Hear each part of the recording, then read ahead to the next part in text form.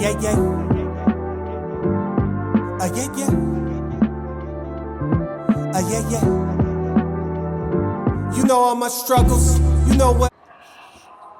All right, Jay, man, I just got to ask you, before we get into the sneakers, man, I'm looking down at the feet. The 13s are tough. But just growing up, man, who were some of your favorite baseball players? Favorite baseball players growing up, Ken Griffey Jr., Yes. Derek Jeter were my top two. Andrew Jones, watching him growing up in Atlanta. Fred McGriff playing in Atlanta.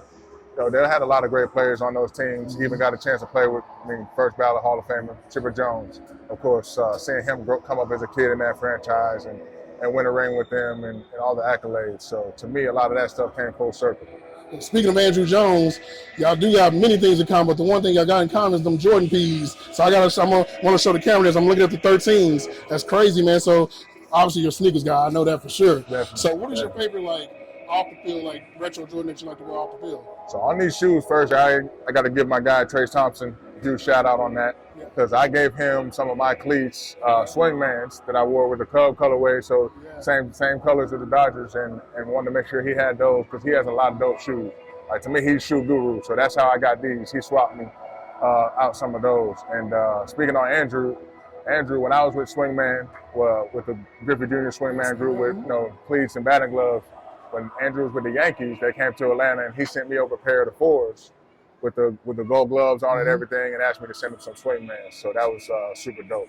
But as far as favorite shoes, I rock the Jordan 1s the most. I feel like the mids and the lows, those are the simplest for me.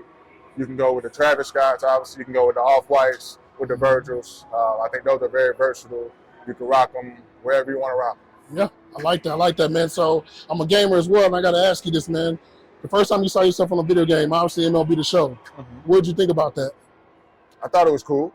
I just wanted to play with my team. Whatever team I was on, I just wanted to play with them and run through the lineup, try and win a game. I love pitching, but it's super dope, as a kid growing up, playing the game, obviously, playing video games, watching your favorite ball players to be on there and know that other guys can go play with you.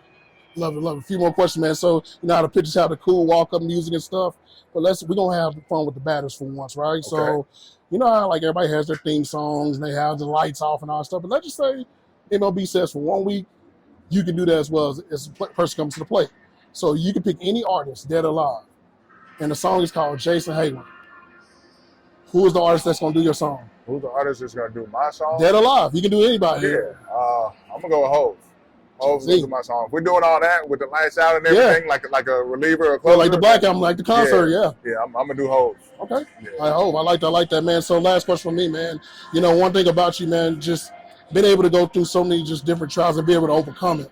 You obviously came into baseball as one of the next guys and you exceeded those expectations, but just talk about that journey, man, because I couldn't look at any magazine and this kid named Jason Heyward kept popping up. This phenom, man, just going through that time, what would you tell young Jason Heyward, and just also how was that just to be in that lineage of you're like the LeBron of baseball in a way, because you were that guy that we were looking at man, he's the next thing. No doubt.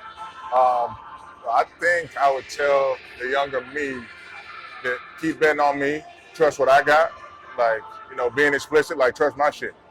There's a lot of people that have jobs and they're good at what they do to a certain extent once you get to this level, but it's still the same thing. You got to trust yourself over and over and over and over again and buy into that. So that's what I would tell younger me. And then also that it's a business. There's a business side to it when it comes to off the field. I'm not talking about media, interviews, none of that. That all definitely comes with it as a sport and entertainer, but just, there's a business side of things. And that doesn't always go the way you would like it to go. I personally have been someone that loved to focus on just going out and winning and being around the people that I came in with as far as trying to win on a daily basis. But other people have jobs to do other things and go try to figure out and punch numbers in other ways. So those are things that you don't realize they're going to be a huge part of it when you get in. And as someone who was 20 years old when I got there, to me, a lot of the guys I played around, great group of big brothers to me. So to me, that's a special aspect of the game. But, as far as the hype and stuff, I definitely agree. I think I was kind of like the beginning of the next generation of the hype. The draft I was in was the first one that was on TV for the first round or something, first 7 rounds, something like that. So a lot of cool things that I remember about it. But also, just bringing it home, I think you got to realize that it's not just 162. It's 162 over and over and Yep. over and over again. Postseason as well. So just trying to buy into winning the day, be a better version of yourself that you were, better than you were yesterday, the next day. Keep getting better and keep it pushing. And the next thing you know, it could be 14 years later. That's dope. You know what? I do have one true last question. So I do this Mount Rushmore question. Okay. And it's going to be on the spot. If you had to put 4 outfielders on your Mount Rushmore, Okay. I think you kind of mentioned a few already. Okay. But who's going to be your 4 on the Mount Rushmore for outfielders? 4 outfielders going to be on my Mount Rushmore. I'm going to start with Ken Griffey Jr. I'm going to start with, then I'm going to go to Willie Mays. I got to go to Barry Bonds. And then I got to give this man credit, Mike Trout. That's love. Got to give him credit. That's love, man. Well, Jason, man, keep doing everything out there, man. We appreciate you, man. More than you know.